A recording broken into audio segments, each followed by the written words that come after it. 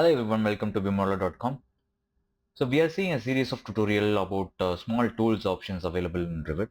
So this is one of the questions from the user or from our subscriber from the YouTube BIModeler. So how do we use the split face option? So the split face option only works on the face of the material. You can change it by splitting the face into whatever the shapes that you wanted, and it will not create any structural changes to the wall or any faces. So make sure you click this split face option. You select the face that you wanted to split and draw the shapes that you wanted to draw. It could be any shape that you can draw it as usual, and you can finish it. The face will be splitted as separate one. By selecting the face, you can go ahead and select the face, and you can apply material using the paint tool we have,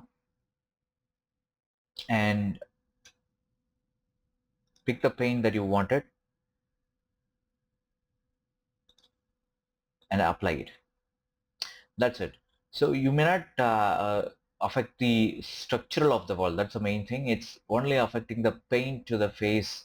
It's not splitting any other elements or any other structure of the wall.